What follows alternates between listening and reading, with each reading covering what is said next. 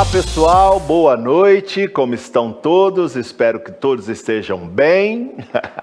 Aqui é Marcos Leão, mais uma vez com vocês, para um bate-papo incrível, mais uma live em que a gente vai ter a oportunidade de trocar ideias, né? Abrir aí, alargar ainda mais os nossos horizontes.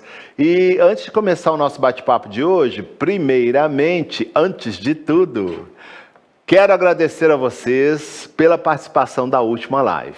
Confesso que nós confessamos aqui, eu, Mike, Israel e Luciana, que nós ficamos um pouco inseguros com relação ao tema, mesmo porque é um tema que, pelo menos, se não todos, a grande maioria de vocês já conhece, diz respeito à questão da doutrina espírita e tudo mais.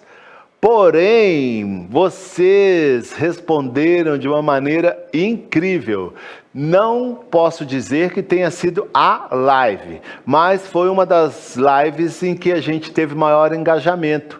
Isso quer dizer que nós acertamos em cheio e fomos ao encontro mesmo às expectativas da grande maioria que está conosco há não sei quantas lives, que eu já até perdi a conta, participando, assistindo, comentando. Então, foi muito legal. Eu, particularmente, adorei fazer. Eu gosto muito desses assuntos. Como eu disse para vocês, estudar o Livro dos Espíritos, para mim, é uma coisa prazerosa, gostosa e divertida. E, ao mesmo tempo, a gente relembra o responsável por isso tudo. Aliás, os responsáveis, os espíritos, né, que ajudaram na codificação, mas o próprio Allan Kardec, né, essa pessoa que assumiu essa responsabilidade de uma maneira magistral e que trouxe ainda com trancos e barrancos, como se diz aqui em Minas, com muitos atropelos, porque não pensem que a vida de Allan Kardec foi uma coisa muito simples quando ele optou em usar esse pseudônimo, inclusive para que ele, sendo muito conhecido na Europa, aliás, esse foi um dos motivos, ele, enquanto Denizar Ribaio, né, ele era muito conhecido como professor, tinha vários livros, enfim, e ele queria que a obra, né, que a partir do momento era apresentada pelos espíritos, tivesse a credencial não do seu nome em si, né, mas do conteúdo que ela estava propondo a apresentar. Então foi por isso que ele assumiu o pseudônimo de Allan Kardec, mesmo porque ele foi informado por um dos membros aí que compunha a equipe espiritual de que esse era um dos nomes que ele tinha quando um sacerdote druida, né? Allan Kardec. Então ele falou, poxa, isso que eu estou trabalhando aqui é tão legal, é tão inusitado, é tão revelador, que eu quero que ela desperte atenção pelo conteúdo em si, e não pela fama que eu tenho, enquanto professor, enquanto pedagogo, né? E conhecido como eu sou na Europa, como Denizar Rivaio, tá? Então tá aí o motivo porque ele, um dos, né? Existem outros, mas este é o mais importante, que ele assumiu esse pseudônimo de Allan Kardec, para que a obra em si se movimentasse em função do conteúdo, e não no nome de quem assinava aquela obra, que já na Europa era bastante conhecido e referenciado em função dos conteúdos na área de ensino que ele havia proposto. Tá bom?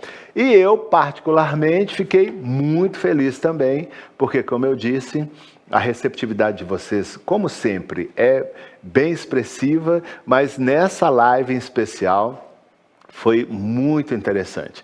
E é por isso que a gente resolveu continuar esse bate-papo, satisfazendo ainda mais a curiosidade de vocês. Mas antes, quero saber 3 coisinhas básicas, tá bom? Uma, foram lá no site da FEB, da Federação Espírita Brasileira, e baixaram os seus livros, os livros da codificação e todas as revistas espíritas de Allan Kardec? Já foram? Se não foram, por favor, é uma oportunidade sem igual você ter todos os livros de Allan Kardec, mais as revistas espíritas, num texto atualizado, né, que a FEB elaborou, e gratuitamente, gente. Então vai lá, entra lá no site da Federação Espírita Brasileira e baixa seus livros. Segundo, você já comprou o seu livro Gestação da Terra em uma nova edição, em uma nova formatação. Inclusive, quero esclarecer aqui alguma coisa, que algumas pessoas, uma ou duas, ficaram em dúvida. Olha, o Gestação da Terra ele vai ser lançado de duas maneiras, tá? Uma edição especial para colecionadores, por assim dizer, uma edição limitada, que vai vir com capa dura, com todo um trabalho ainda mais bem elaborado, e que vai ser colocado à disposição para um número X de pessoas, porque, como eu disse, é uma edição limitada, é uma edição para colecionadores. Pronto. E a outra edição, que vai ser colocada à venda nas livrarias e que já está disponível para vocês também no processo de pré-venda, não tem capa dura, mas vem com uma capa maravilhosa e com todo o cuidado que a editora Casa dos Espíritos sempre tem. Então, para você que opta por comprar o livro para colecionadores, eu digo para vocês, está muito lindo. E para você que opta em comprar o livro mesmo, que vai ser colocado à venda, entre lá na livraria da editora Casa dos Espíritos e faça a sua compra. Ainda existem alguns exemplares, tá? E3, E3 fazendo assim 3, né? E3, o Encontro Mundial 2022 ainda está disponível também, né? Então você que assistiu, aliás, você que não assistiu, vá lá na plataforma do Colegiado de Guardiões da Humanidade e compre esse evento e assista. E para você ter maiores informações e poder comprar, inclusive, tá aqui, ó, no rodapé do vídeo, as informações necessárias para você poder comprar o Encontro Mundial 2022, que está imperdível. O nível das palestras, os conferencistas e os cuidados que a gente teve, né, Israel, Mike, eu, Luciana, em apresentar a plasticidade de um evento como o Encontro Mundial 2022, colocá-los a bordo da nave-mãe Encontro Mundial 2022, é algo que é só você participando e adquirindo esse produto, tá bom? Lembrando que 2023, se Deus quiser, o Encontro Mundial vai ser presencial, ao vivo. Bom, feito tudo isso, nós vamos começar o nosso bate-papo de hoje, nos primórdios do Espiritismo, dos fenômenos ao livro espírita. E por que a gente resolveu fazer desse jeito? Primeiro, como eu já disse, e repetindo, foi uma delícia e foi uma surpresa maravilhosa ver o engajamento de vocês todos nessa primeira live onde a gente conversou um pouquinho sobre o livro dos Espíritos. E segundo, porque quando se fala em fenômeno, né, as pessoas ficam alvoroçadas, né? Eu vou contar um episódio referente a mim para vocês poderem entender o que eu quero apresentar para vocês. Logo, alguns anos atrás, há mais de 30 anos atrás, quando eu entrei na escola do Espiritismo, na Fraternidade Espírita Caravana de Luz, que ainda existe aqui em Belo Horizonte, e a diretora era Fátima Carvalho, Marcos Carvalho, duas pessoas que eu tenho no meu coração até hoje e que me ajudaram muito dentro dessas questões ligadas ao Espiritismo, a entender.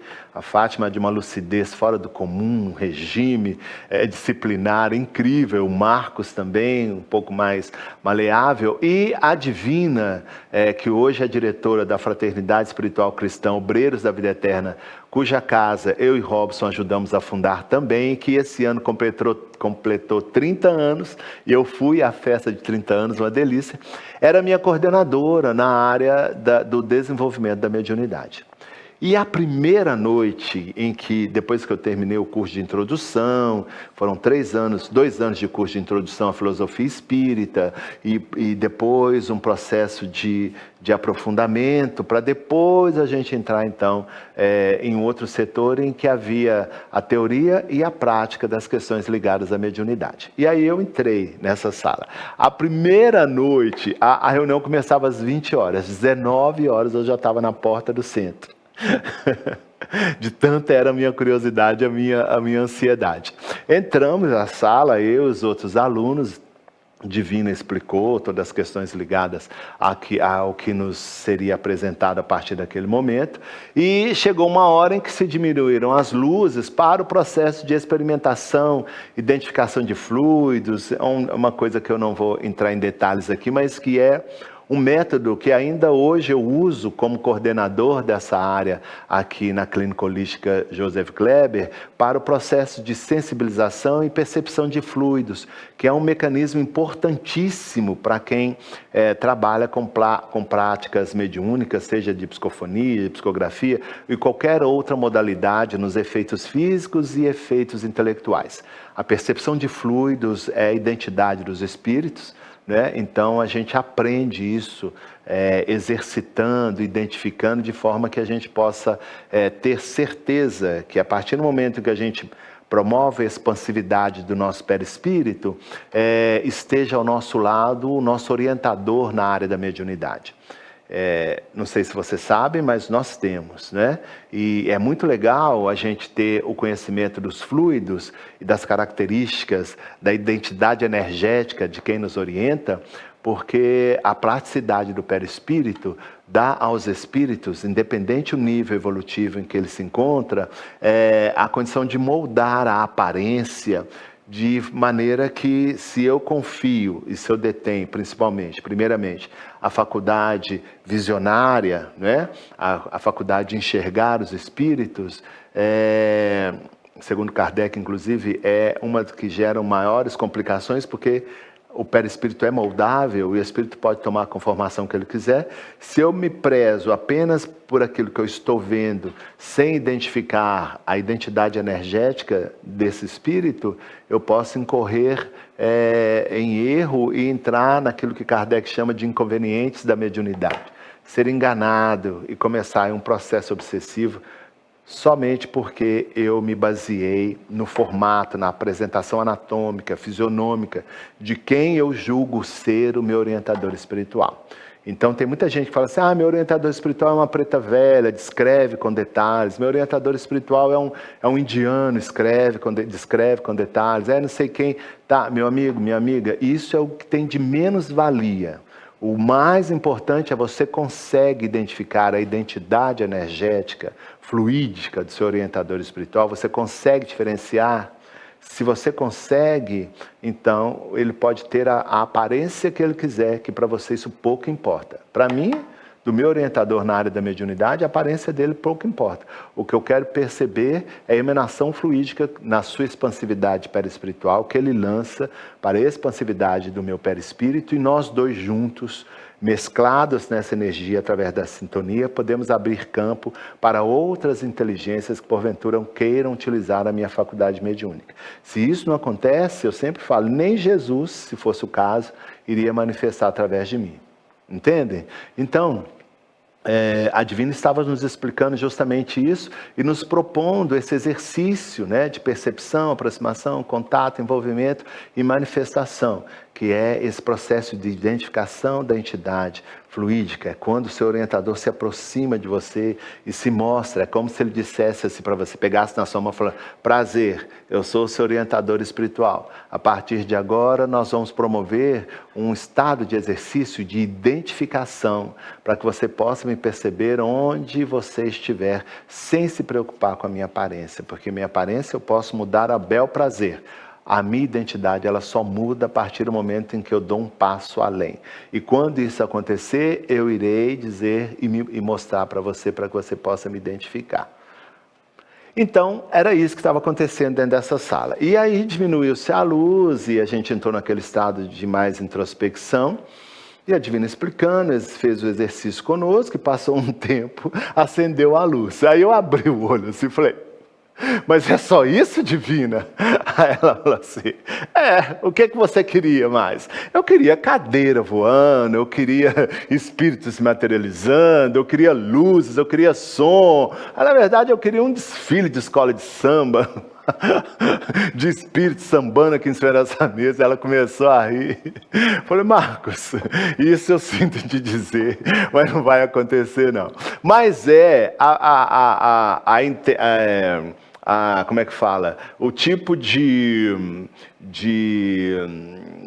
fugiu a palavra aqui, peraí que eu vou achar uma palavra para vocês. É um tipo de expectativa, né, que a grande maioria de nós guarda com relação às questões espirituais. Quando se diz que vamos estabelecer um contato com os espíritos, pronto. A grande maioria, com exceção, mas a grande maioria espera episódios fenomênicos, né? Mesa que se arrasta, porta que se bate, e espírito materializa e desmaterializa, e aquela confusão, e aparece isso, e de quebra aparecem uns ETs, né? Umas coisas assim. Gente, esquece.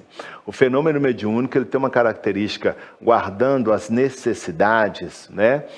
Extremamente úteis, e não há nenhuma possibilidade de qualquer espírito, seja ele superior ou inferior, promover fenômenos dessa magnitude sem que por trás exista um interesse. E digo mais, quando é uma coisa um tanto quanto mais intensa, que a gente vai conversar, não sei nessa live ou alguma outra, o desgaste energético, tanto daquele que promove, como daquele que é o médium que faz essa ponte entre essas duas dimensões, é muito grande. Não é? Existe uma elaboração aí de elementos fluídicos, de condensação, de sutilização de elementos que propiciam um processo fenomênico de ectoplasmia, de materialização. Não é nada muito simples de se realizar, não. Existe, inclusive, uma preparação para que isso e uma pós-condução para que as coisas entrem novamente nos eixos, tanto na questão que diz dos espíritos desencarnados em outras dimensões, quanto para nós, né, aqui na dimensão física. Pois bem, mas essa questão do fenômeno, né, do fenômeno sobrenatural, do fenômeno espiritual, ele sempre existiu, né? Sempre. Se a gente for verificar a história da nossa humanidade sobre esse viés, nós vamos encontrar muitas vezes narrativas de acordo, é claro, com a cultura, com a capacidade intelectual e de percepção daqueles que narram, a intervenção dos espíritos, né? Conduzindo, esclarecendo, propondo, atuando no meio da natureza, porque os espíritos podem atuar sim nas questões ligadas à natureza. Para isso existem os elementais, enfim, é um outro assunto.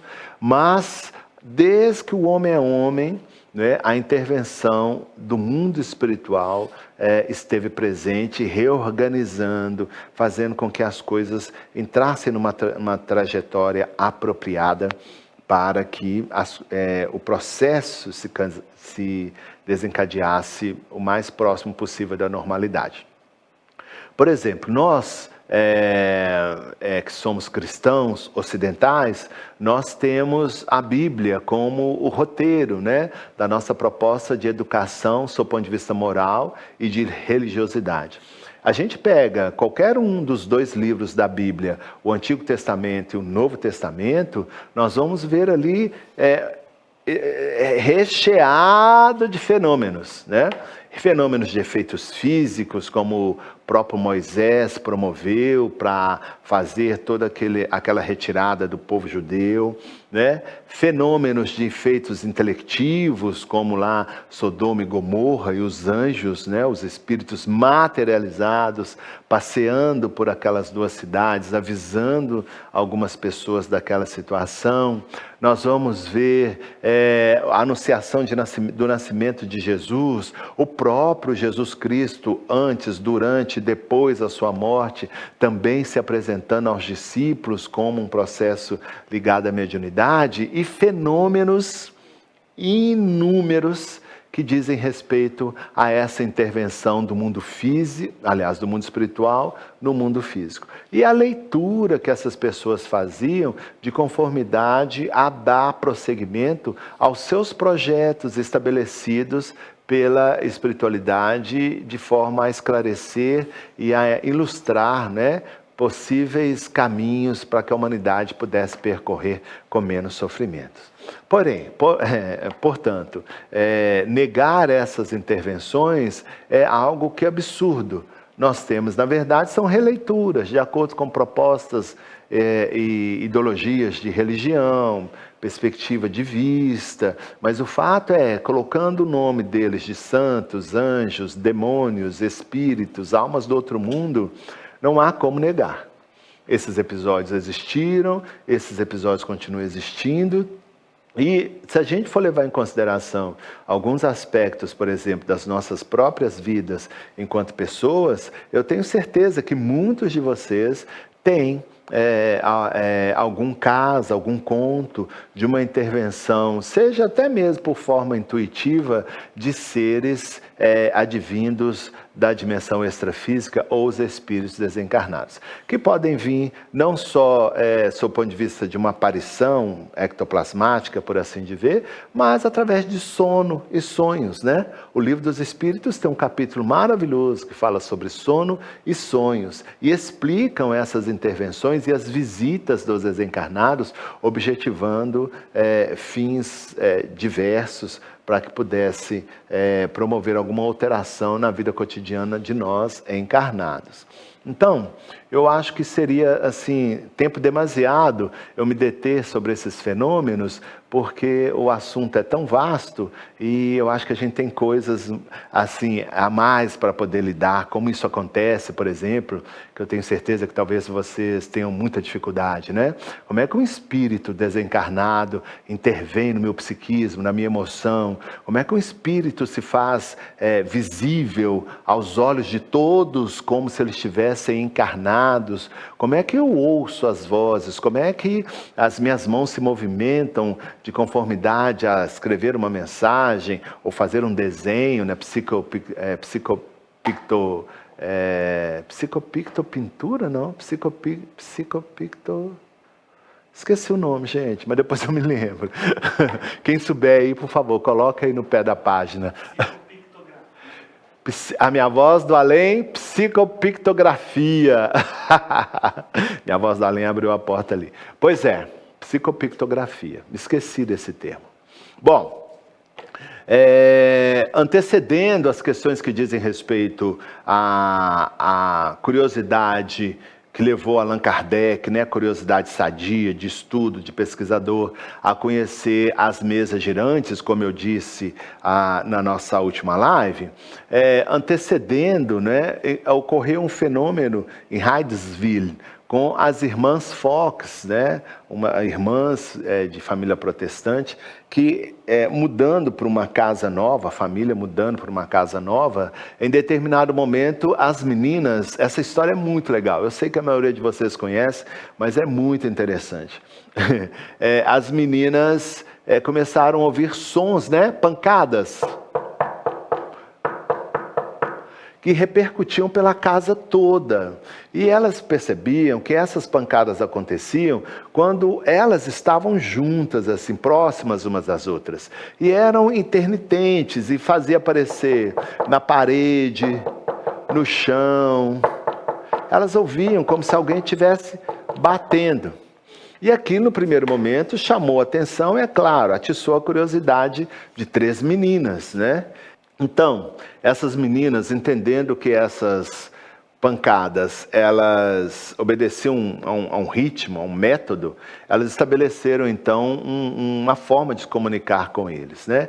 E assim elas fizeram. E essas pancadas começaram a responder perguntas que elas formulavam. Primeiramente, perguntas sem muito critério, apenas para satisfazer a curiosidade, mas a coisa foi ficando séria. E aí, sabe o que elas descobriram? Que esse cara, ele era um morto, né? Era um espírito desencarnado, que ele era um caixeiro viajante, que ele tinha sido morto pelo antigo proprietário daquela casa e que ele tinha sido enterrado lá embaixo no porão, dando indicação e tudo, onde poderiam encontrar o corpo dele. E as meninas fizeram isso, e não é que encontraram a alçada, a mala e tudo que diz respeito àquele caixeiro viajante? A partir daí, essas meninas, então, era tipologia que chama esse fenômeno, né? Elas despertaram a atenção, a curiosidade das pessoas, a semelhança, depois, das mesas girantes. E elas começaram, inclusive, a dar shows. Começaram a dar shows, né?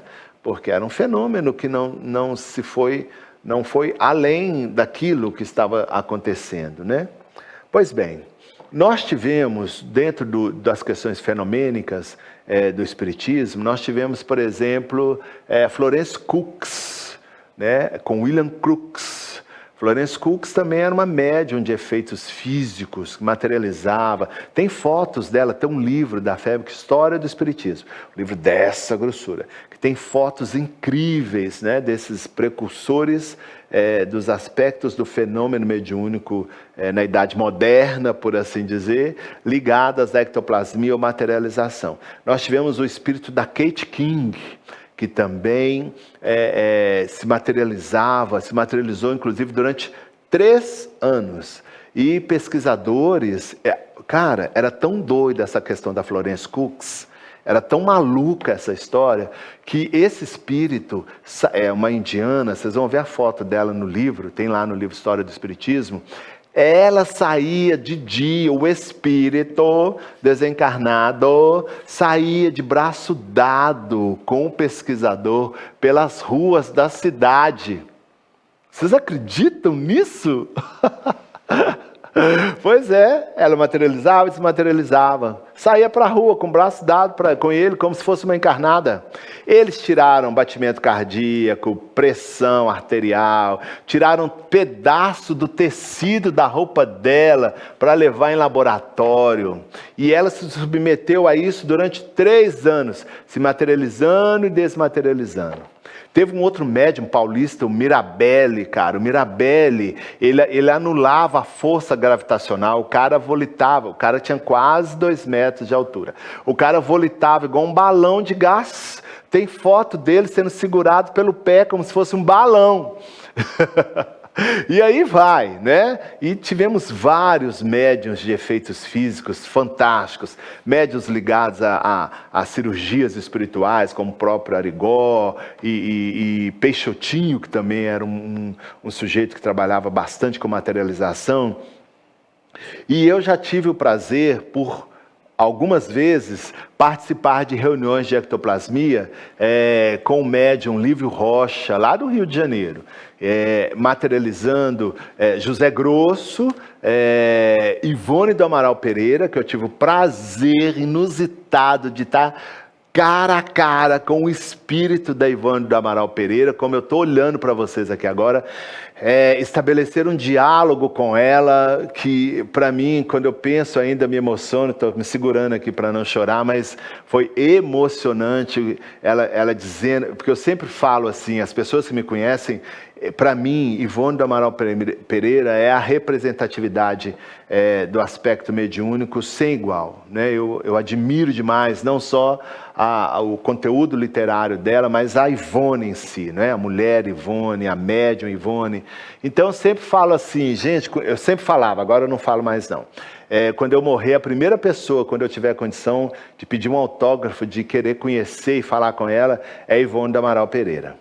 E não é, cara, que nessa reunião de materialização, ela se materializa, eu de olho fechado assim, ó, ela se materializa um pouco distante de mim, vem andando em minha direção, eu ouvi os passos dela, porque você ouve, né? Ela parou na minha frente, recebeu o Cebolinha aqui, parou na minha frente e falou, Marcos, quando eu abri o olho, cara, era Ivone do Amaral Pereira na minha frente.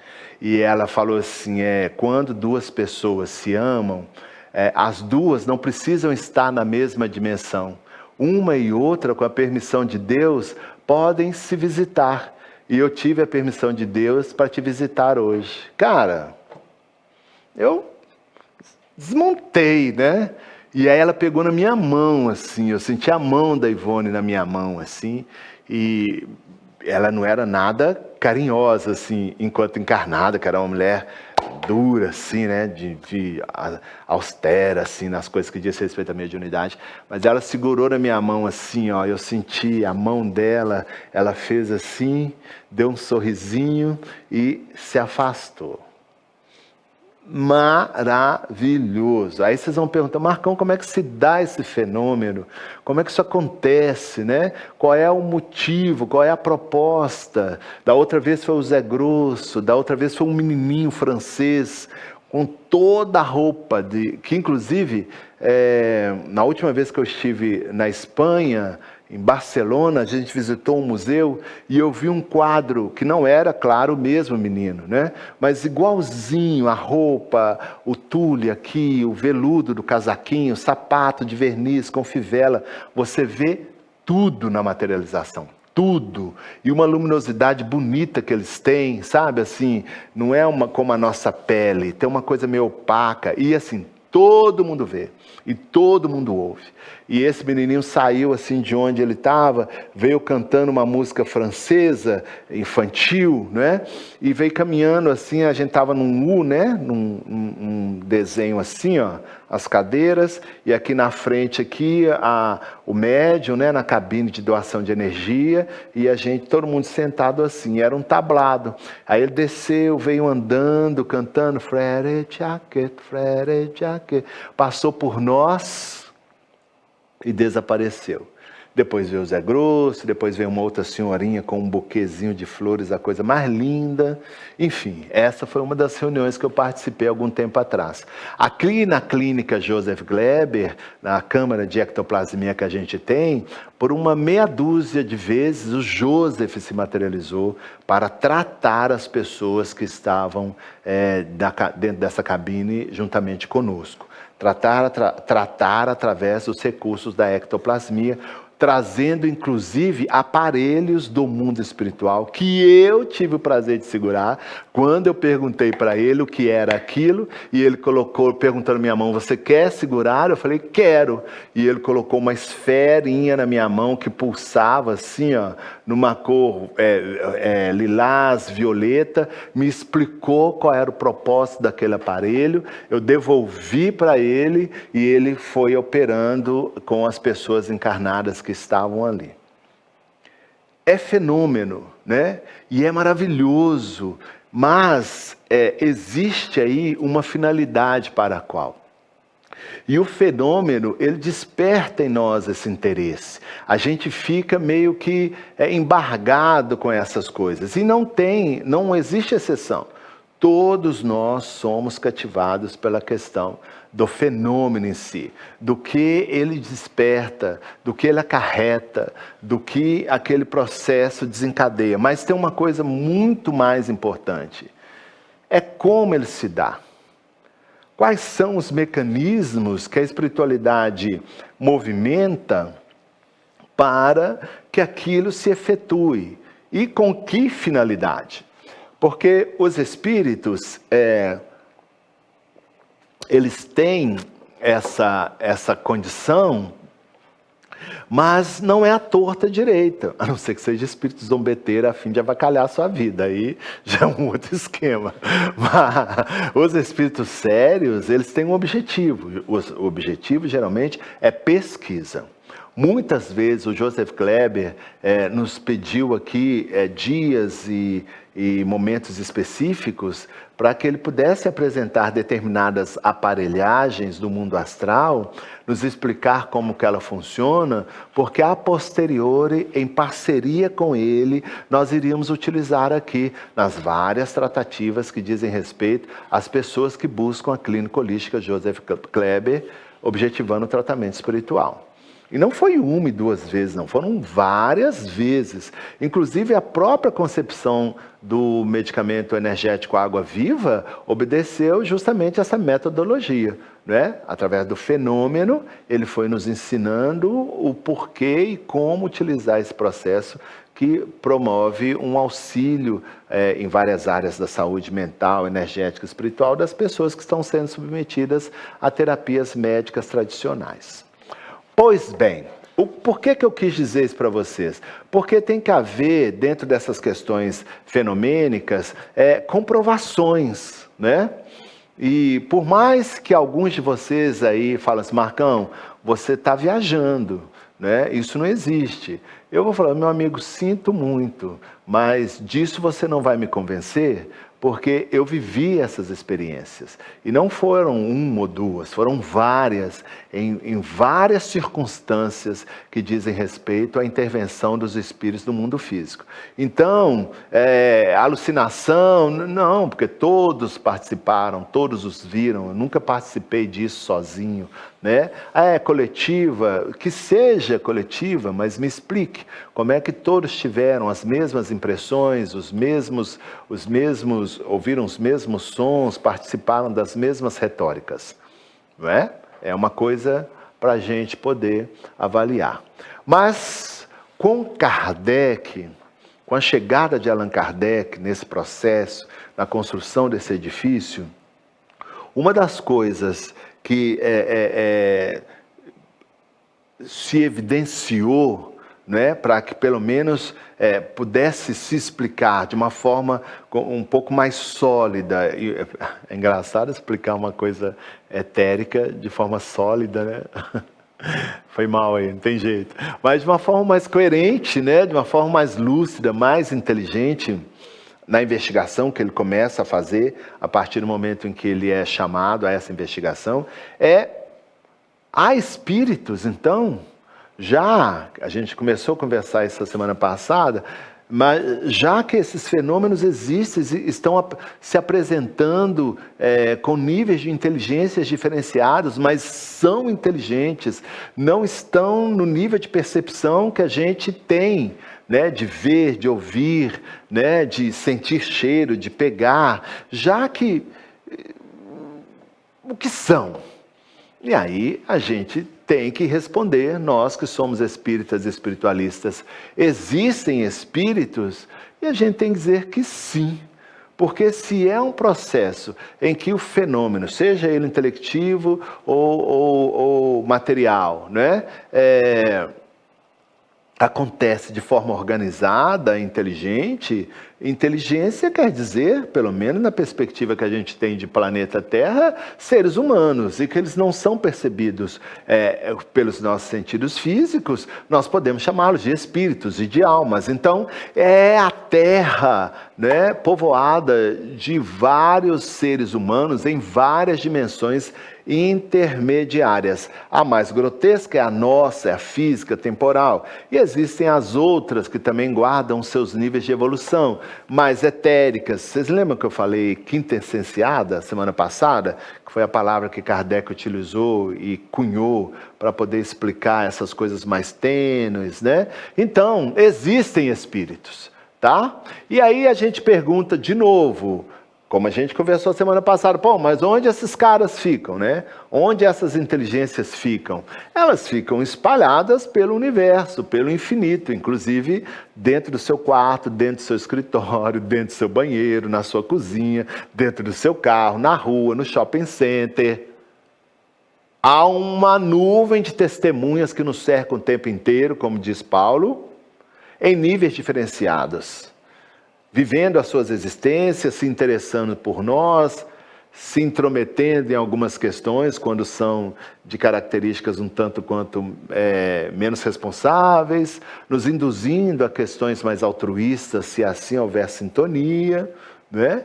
Então, eles estão aí, se movimentando com interesses diversos, como tão diversos são os interesses de nós seres humanos.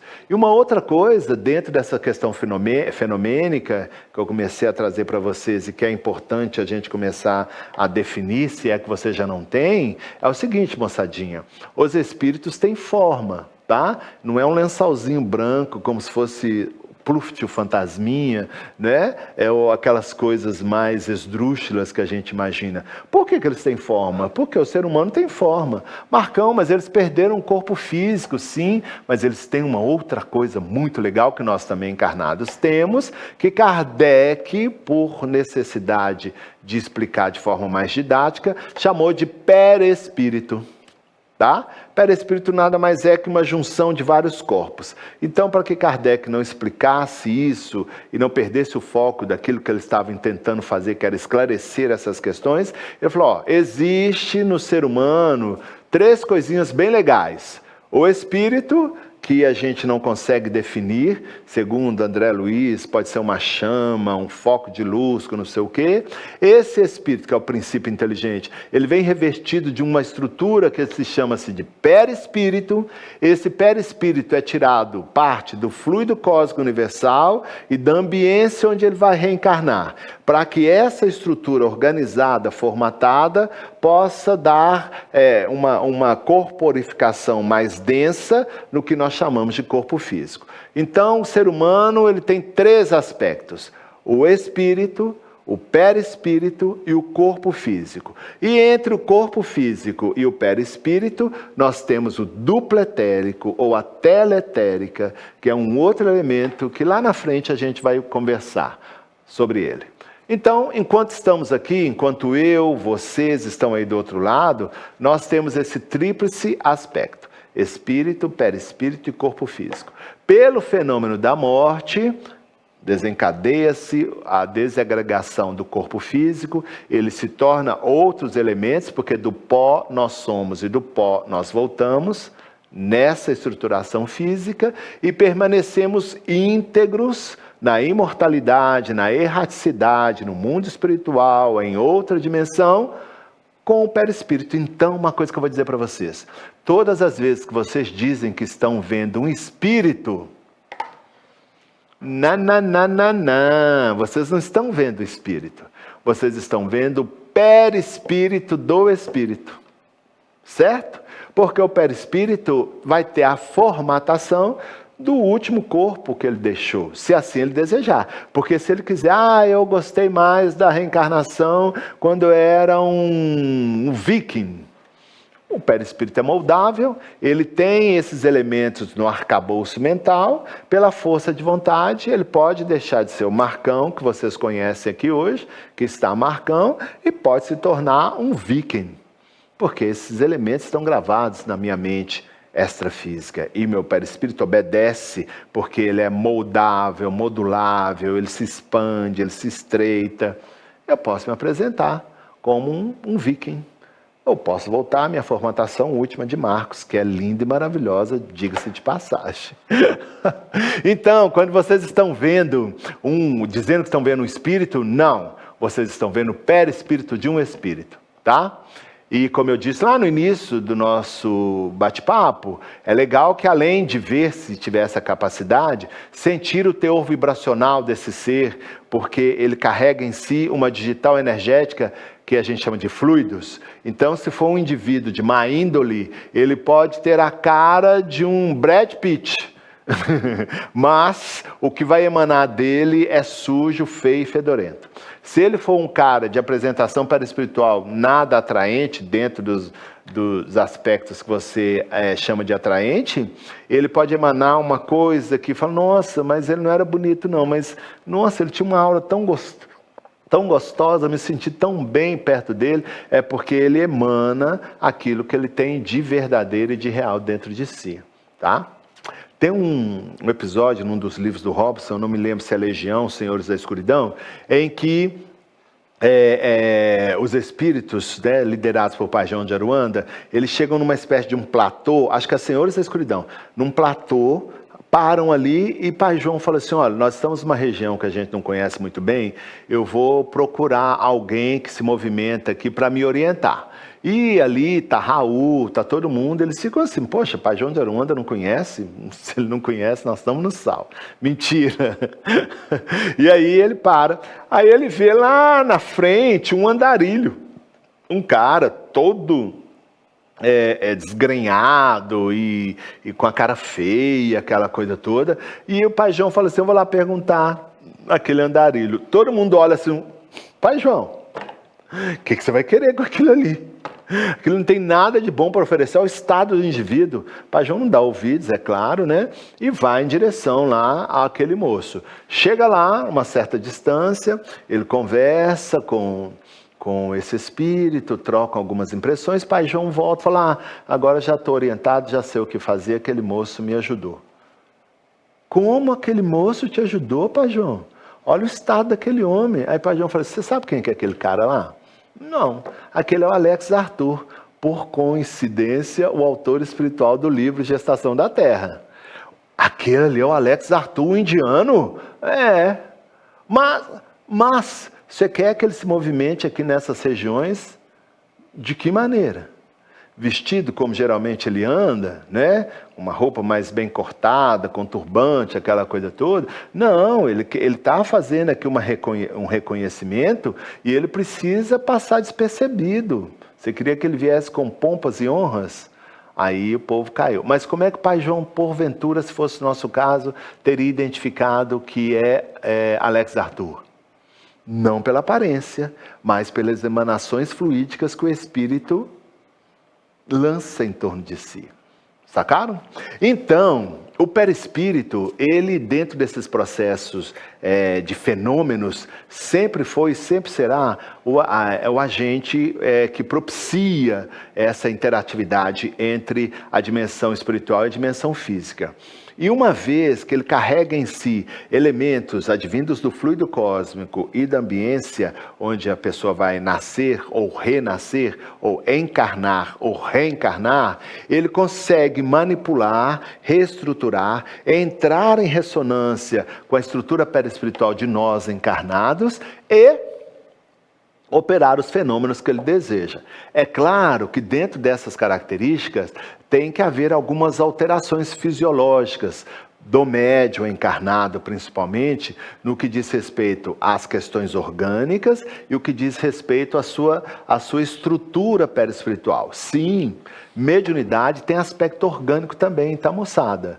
Não é só uma estruturação perispiritual, é uma capacidade de expansão a ponto de perceber com uma certa lucidez a realidade extrafísica e transformar em conteúdo inteligente ou em conteúdo material, com manifestações materiais. Não, tem que haver algumas alterações cerebrais, físicas, nervosas, para que se permita essa interatividade perispiritual, né, essa troca, essa permuta, e essa inteligência desencarnada possa acionar alguns quesitos necessários para que o fenômeno se opere através daquele médium e se processe o objetivo pelo qual houve essa aproximação, essa expansão.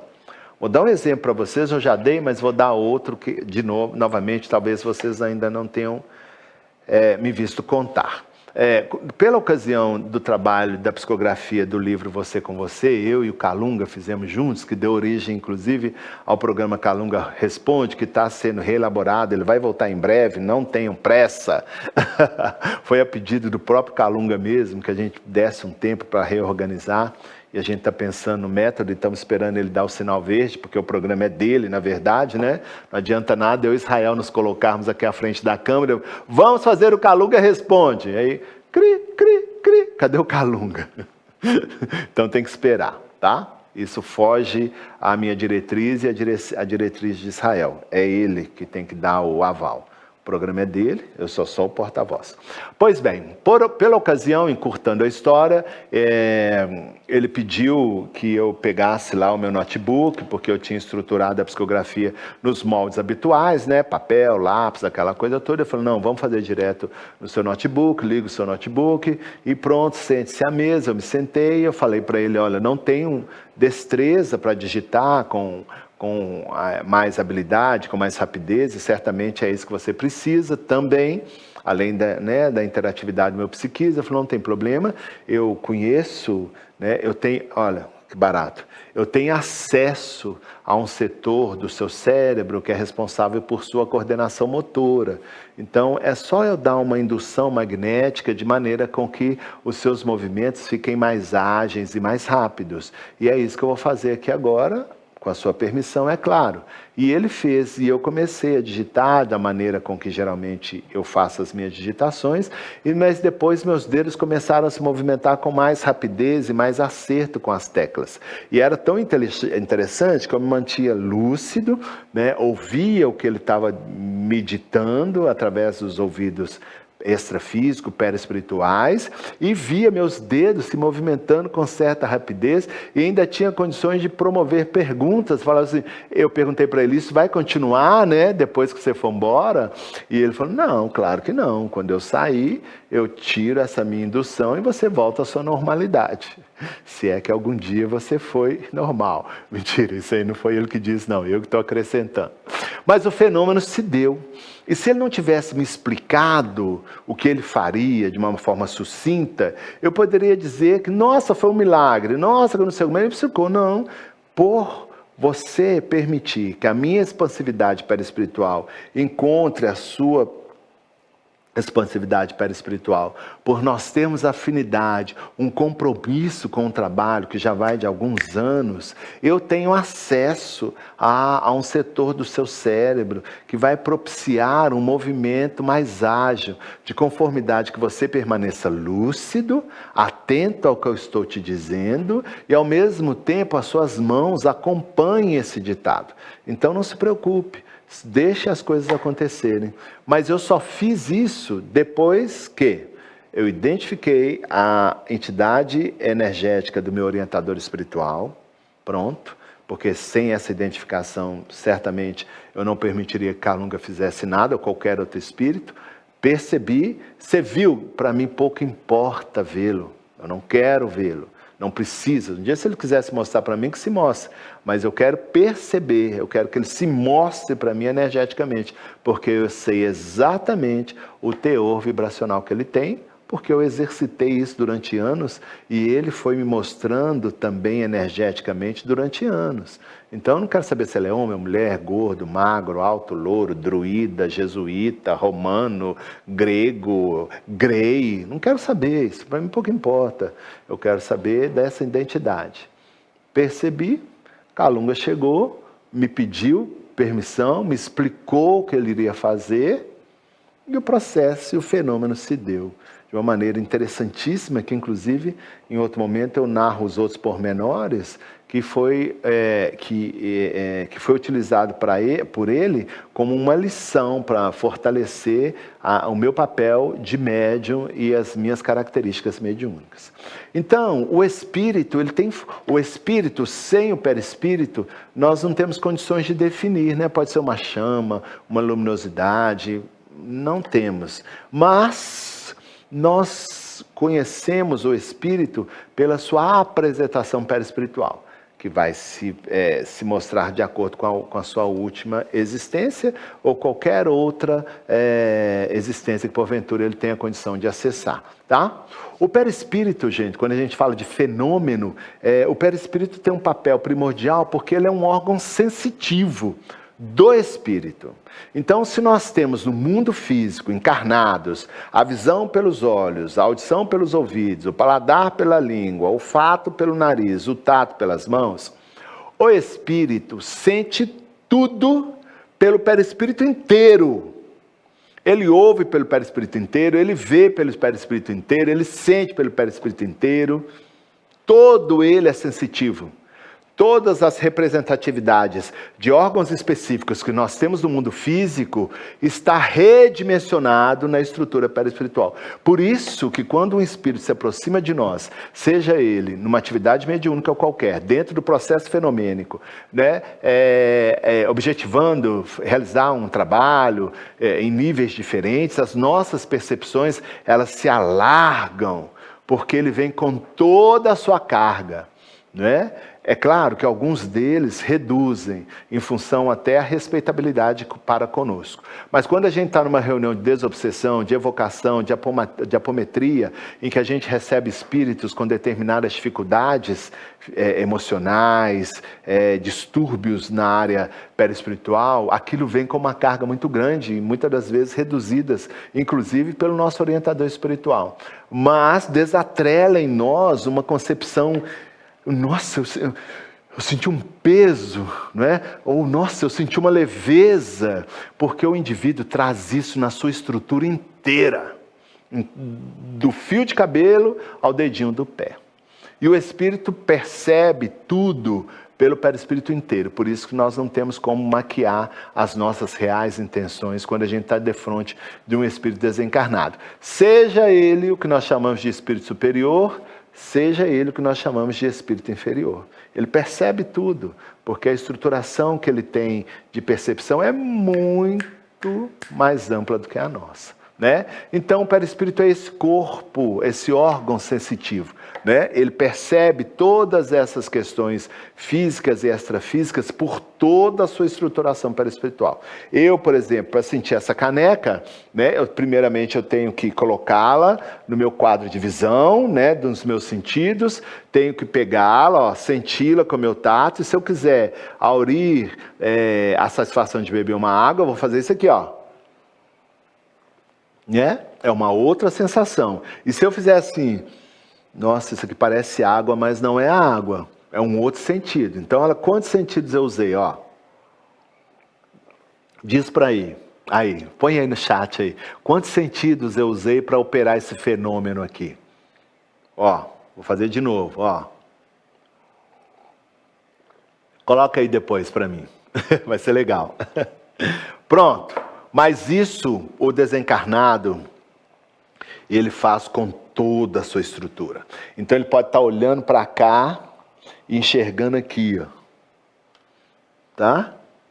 Ele pode estar pegando uma coisinha aqui, ó, na mão, ó, e está sentindo por toda a estrutura, psicometria, né?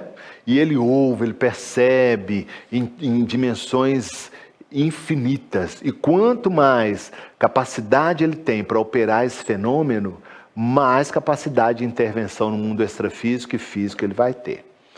Então, utilizando desses recursos, é claro que a gente consegue perceber que, através dos fenômenos, né, e através, principalmente, da estruturação apresentada pela codificação de Allan Kardec, principalmente no livro dos médiuns, a gente começa a perceber que os espíritos desencarnados sempre puderam, podem e poderão se comunicar conosco, porque existe aí uma receptividade. Qual é a receptividade, a sintonia? Os nossos corpos perispirituais. Uma delas, primeiro, é que todos nós somos originários do mundo espiritual.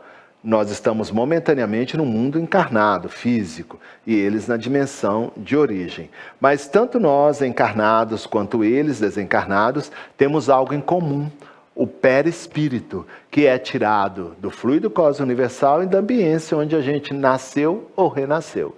E é essa estruturação que dá a condição, então, de explicar os fenômenos que sempre existiram na história da humanidade, que tiveram um êxtase, né, um aumento pré-codificação do Espiritismo, e a partir do momento em que se começou a se debruçar sobre as obras de Allan Kardec, a espiritualidade promove uma invasão organizada, instituindo em si, então, não só a parte teórica desses fenômenos, mas a condição da gente experimentá-las nas grandes oficinas de laboratório que nós temos no planeta Terra, que nós chamamos de centro espírita, né?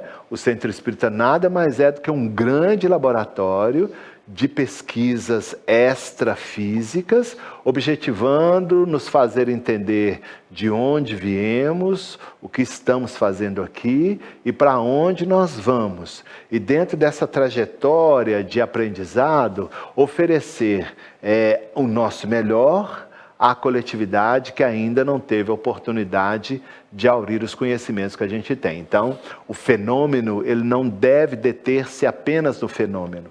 Ele deve desencadear uma necessidade de aprendizado, uma necessidade de pesquisa e, ao mesmo tempo que a gente faz isso, uma transmutação para melhor do que nós somos. O fenômeno não deve apenas encantar os nossos sentidos, mas ele deve fazer com que a gente desencadeie um processo de autorreformulação, um processo de auto-melhora, ou o que habituou-se chamar dentro do movimento espírita, reforma íntima. Esse fenômeno, atrelado a essa concepção de mudança, de melhoria, certamente vai nos fazer pessoas melhores. Pois é. E olhe, gente, se deixar, eu fico aqui até meia-noite. Vocês querem dar um sinalzinho, o meu joinha, dizendo que sim, quero que vocês fiquem até meia-noite, porque o assunto, ele é fenomenal. É claro que eu passei para vocês aqui a superfície da superfície. Tem muito mais coisa, tem muito mais pesquisadores, tem muito mais fenômenos. A história do Espiritismo é encantadora, não é? Repleta de situações inusitadas. Tem um Lombroso, só para terminar, o Lombroso uma vez foi numa reunião de ectoplasmia, né? E ele era um policial, e aí ele queria desmascarar a médium, o Lombroso italiano. E aí ele foi desmascarar a médium. Essa médium, Eusébia Paladino, eu acho que era o nome dela. Enfim, e aí o que acontece? Ele senta na primeira fila. Senta na primeira fila para observar tudo, porque ele foi ali justamente para ver a fraude. Pois não é, minha filha, meu filho, que se materializa o espírito de uma senhora italiana, que desce do palco, senta do lado dele, pega a cabeça dele, coloca aqui no ombro e chama o Lombroso com o apelido que ele tinha quando criança. Quando ele vê, sabe quem era? Nada mais, nada menos do que a mãe dele desencarnada, materializada ali, pegando ele, colocando a cabecinha dele aqui no colo e nananana. Resultado, se tornou o maior defensor do espiritismo. Porque não tinha como contestar, né? Não tinha como contestar. Então, são histórias incríveis que vale a pena vocês conhecerem se vocês não conhecem. E divulgarem essas ideias, né? Ver as fotos antigas. Uma pena que hoje, dentro do movimento espírita, a gente tem pouquíssimas pesquisas nessa área, né? O centro espírita, com algumas exceções, eu não estou dizendo que esteja certo ou errado, mas se tornou uma fonte de assistencialismo, né?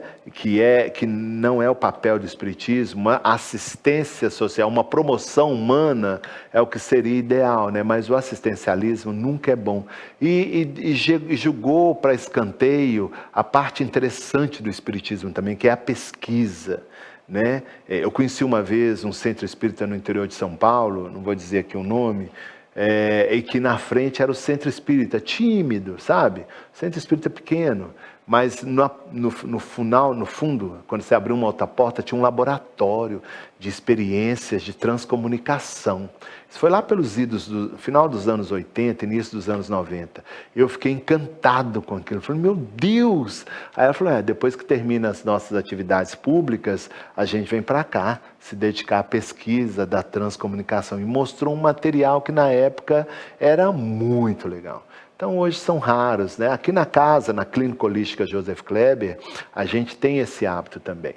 A gente experimenta, os espíritos nos orientam, nas reuniões de ectoplasmia. Já há algum tempo não acontece por alguns motivos que eles levantaram, mas quando eles derem sinal verde para nós novamente, a gente se empenha nessas pesquisas porque a gente só tem a ganhar.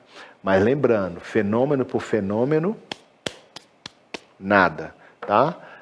Ele acontece, te encanta, você fica maravilhado, aquela coisa toda, e daí, o que você vai fazer disso? O fenômeno tem que vir atrelado a essa questão de mudança, de adequação, para que ele se torne alguma coisa que alcance os objetivos para os quais os espíritos o promoveram.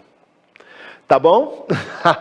Bom, eu vou ficando por aqui, espero que vocês tenham curtido. Eu, como sempre, adorei. semana passada. Semana que vem a gente continua esse assunto, mas para que a gente continue esse bate-papo, coloque aí o que vocês querem, o que vocês estão achando. A gente precisa da participação de vocês. E a semelhança do que aconteceu no primeiro bate-papo, quando a gente falou das questões do Livro dos Espíritos, nós só fizemos esse porque a gente viu o quanto que ele, com aquele bate-papo, preencheu as expectativas de vocês. Então, nos respondam, nos dê de volta o que vocês acharam, como é que foi, se vocês entraram no site da FEB, se vocês estão lendo os livros, enfim, tá? Manda ver. Um beijo para vocês, até a próxima live. Robson manda lembrança, Léo manda lembrança, em breve ambos estarão aqui, e até a semana que vem. Tchau, tchau.